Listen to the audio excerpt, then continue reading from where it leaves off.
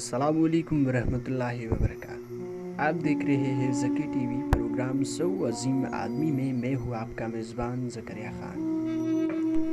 جیسا کہ آپ سب کو معلوم ہے کہ پروگرام 100 عظیم آدمی میں ہم دنیا میں گزرے 100 عظیم شخصیات کے بارے میں بات کرنے جا رہے ہیں۔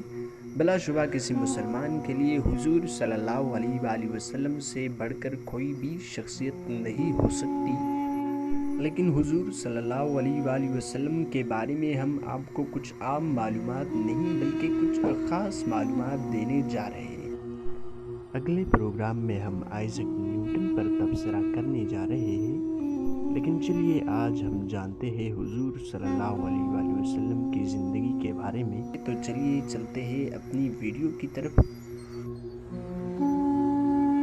ممکن ہے کہ غیر مسلموں کے لیے انتہائی متاثر کن شخصیات کی فہرست میں حضرت محمد صلی اللہ علیہ وآلہ وسلم کا شمار سب سے پہلے کرنے پر حیرت ہوا اور کچھ معترض بھی ہو، لیکن یہ تاریخی ہستی ایسی واحد ہستی ہے جو مذہبی اور دنیاوی دونوں محاذوں پر برابر طور پر کامیاب رہی۔ حضرت محمد صلی اللہ علیہ وآلہ وسلم نے عاجزانہ طور پر اپنی مساعی کا آغاز کیا اور دنیا کے عظیم مذاہب میں سے ایک مذہب اسلام کی بنیاد رکھی اور اسے پھیلایا۔ وہ ایک انتہائی مؤثر سیاسی رہنما بھی ثابت ہوئے۔ آج 1400 برس گزرنے کے باوجود ان کے اثرات انسانوں پر ہنوز اور گہرے ہیں۔ اس پروگرام میں جن شخصیات کے بارے میں آپ کو بتایا جائے گا ان میں متعدد افراد کی یہ خوش قسمتی رہی کہ وہ دنیا کے تہذیبی مراکز میں پیدا ہوئے اور وہی ایسے لوگوں میں پلے بڑھے جو عموماً اعلیٰ تہذیب یافتہ یا سیاسی طور پر مرکزی حیثیت کی اقوام تھی۔ اس کے برعکس محمد صلی اللہ علیہ وآلہ وسلم کی پیدائش جنوبی عرب میں مکہ شہر میں 570 عیسوی میں ہوئی۔ یہ تب تجارت، فنون اور علم کے مراکز سے بہت دور دنیا کا دقیانوسی گوشہ تھا۔ وہ 6 برس کے تھے جب ان کی والدہ کا انتقال ہوا۔ ان کی پرورش عام وضع پر ہوئی۔ اسلامی تاریخ ہمیں بتاتی ہے کہ وہ ان پڑھ تھے۔ 25 برس کی عمر میں جب ان کی شادی ایک اہل ثروت عورت سے ہوئی تو ان کی مالی حالت میں بہتری پیدا ہوئی، تاہم 40 برس کی عمر تک پہنچتے پہنچتے لوگوں میں ان کا ایک غیر معمولی انسان ہونے کا تاثر قائم ہو چکا تھا۔ تب زیادہ تر عرب اصناف پرست یعنی بت پرست تھے۔ وہ متعدد دیوتاؤں پر ایمان رکھتے تھے۔ مکہ میں البتہ عیسائیوں اور یہودیوں کی مختصر آبادیاں بھی موجود تھیں۔ انہی کے توسط سے آپ واحد خدائے مطلق کے تصور سے شناسا ہوئے۔ جب ان کی عمر 40 برس ہوئی انہیں احساس ہوا کہ خدائے واحد کی ذات مبارک ان سے اپنے فرشتے جبریل علیہ السلام کی وساطت سے ہم کلام ہے اور یہ کہ انہیں سچے عقیدے کی تبلیغ کے لیے منتخب کیا گیا تھا۔ 3 برس تک وہ اپنے اقرباء یعنی رشتہ داروں میں ہی اپنے نظریات کا پرچار کرتے رہے۔ قریب 613 عیسوی میں انہوں نے کل عام تبلیغ شروع کی۔ آہستہ آہستہ انہیں ہم خیالوں کی ایک معیت حاصل ہوئی تو مکہ کے با اختیار لوگوں نے ان کی ذات میں اپنے لیے خطرہ محسوس کیا۔ 622 عیسوی میں وہ اپنی حفاظت جان کی غرض سے مدینہ چلے گئے۔ مدینہ مکہ کے شمال میں 200 میل کے فاصلے پر واقع ایک شہر ہے۔ وہاں انہیں ایک بڑی سیاستدان کی حیثیت حاصل ہوئی۔ اس واقعے کو ہجرت کہا جاتا ہے۔ یہ نبی صلی اللہ علیہ وآلہ وسلم کی زندگی میں ایک واضح موڑ تھا۔ مکہ میں تو انہیں چند رفقا کی جمعیت حاصل تھی، مدینہ میں ان کی تعداد بہت زیادہ ہو گئی۔ جلد ہی ان کی شخصیت کے اثرات واضح ہوئے اور وہ ایک مکمل فرمانروا بن گئے۔ اگلے چند برسوں میں ان کے پیروکاروں کی تعداد میں تیزی سے اضافہ ہوا اور مدینہ و مکہ کے بیچ چند جنگیں لڑی گئی جن کا اختتام 630 عیسوی میں آپ صلی اللہ علیہ وآلہ وسلم کی فتح مندی اور مکہ میں بطور فاتح واپسی پر ہوا۔ ان کی زندگی کے اگلے 2.5 برسوں میں عرب قبائل سرحد سے اس نئے مذہب کے دائرے میں داخل ہوئے۔ 632 عیسوی میں آپ صلی اللہ علیہ وآلہ وسلم کا وصال ہوا تو آپ جنوبی جزیرہ ہائے عرب کے مؤثر ترین حکمران بن چکے تھے۔ عرب کے بدو قبائل تندخو جنگجوؤں کی حیثیت سے جانے جاتے تھے، لیکن وہ تعداد میں بہت کم تھے۔ شمالی زرعی علاقوں میں آباد وسیع بادشاہتوں کی افواج کے ساتھ ان کی کوئی برابری نہیں تھی۔ تاہم آپ نے تاریخ میں پہلی مرتبہ انہیں یکجا کیا۔ یہ واحد ریاست خدا پر ایمان لے آئی۔ ان مختصر عرب فوجوں نے انسانی تاریخ میں فتوحات کا ایک حیران کن سلسلہ قائم کیا۔ جزیرہ ہائے عرب کے شمال میں ساسانیوں کی نئی ایرانی سلطنت قائم تھی۔ شمال مغرب میں بازنطینی یا مشرقی سلطنتی روما تھی، جس کا محور کانسٹنٹی نوپل تھا۔ بلحاظ تعداد عرب فوج کا اپنا حریفوں سے کوئی جوڑ نہیں تھا، تاہم میدان جنگ میں معاملہ مختلف تھا۔ ان پرجوش عربوں نے بڑی تیزی سے تمام میسوپوٹیمیا، شام اور فلسطین فتح کیا۔ 642 عیسوی میں مصر کو بازنطینی تسلط سے چھینا، جبکہ 637 عیسوی میں جنگ قدسیہ اور 642 عیسوی میں نہاوند کی جنگ میں ایرانی فوجوں کو تخت و تاراج کیا۔ تاہم نبی اکرم صلی اللہ علیہ وآلہ وسلم کے جانشین اور قریبی صحابہ ابوبکر اور عمر ابن الخطاب رضی اللہ تعالی عنہم اجمعین کی زیر قیادت ہونے والی ان عظیم فتوحات پر ہی مسلمانوں نے اکتفا نہ کیا۔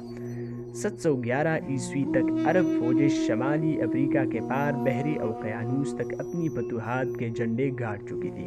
پھر وہ شمال کی طرف مڑے اور آبنائے جبرالٹار کو عبور کر کے اسپین میں وسیع گوتک سلطنت پر قبضہ کیا۔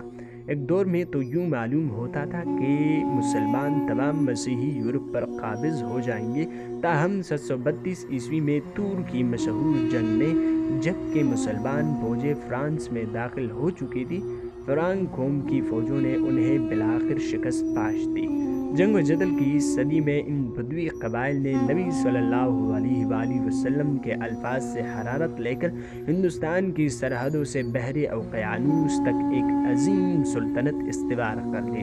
اتنی بڑی سلطنت کی اس سے پہلے تاریخ میں کوئی مثال نہیں ملتی۔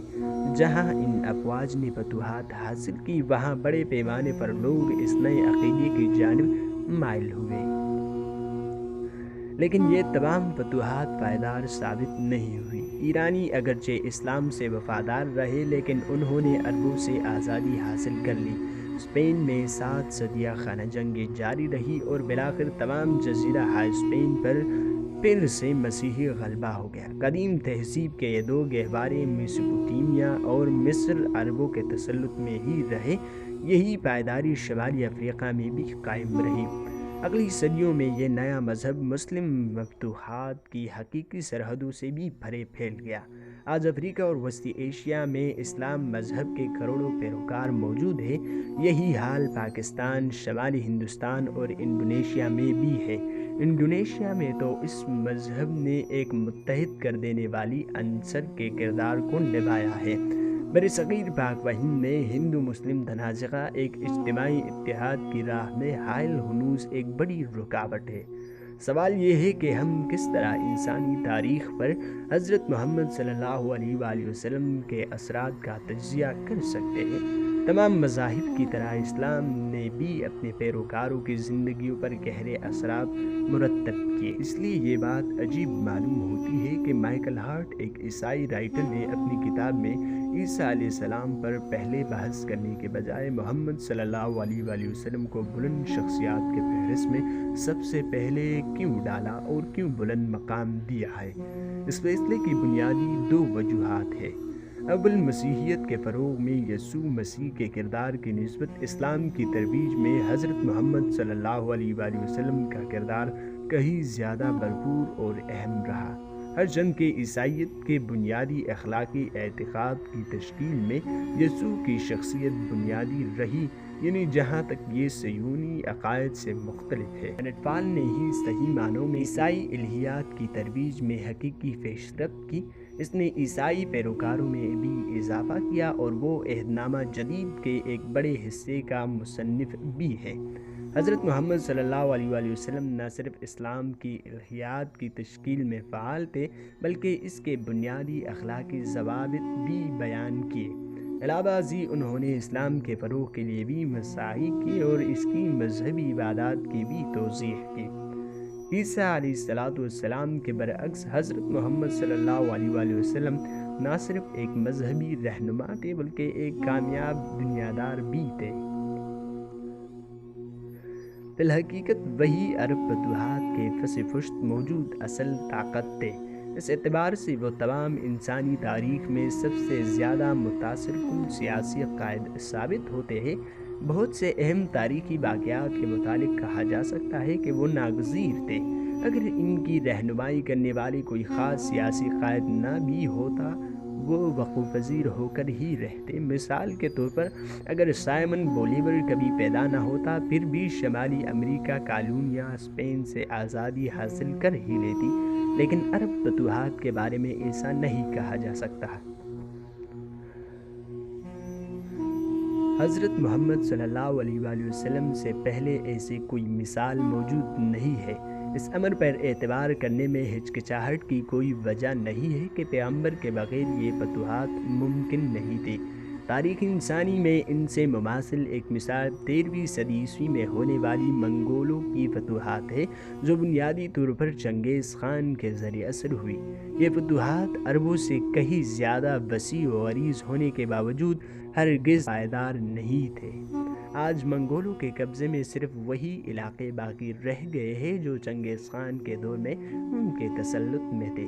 عرب فتوحات کا معاملہ اس سے بہت مختلف ہے۔ عراق سے مراکش تک عرب اقوام کی ایک زنجیر پھیلی ہوئی ہے۔ یہ صرف اپنی مشترک عقیدے اسلام ہی کے سبب باہم متحد نہیں ہے بلکہ ان کی زبان، تاریخ اور تمدن بھی مشترک ہے۔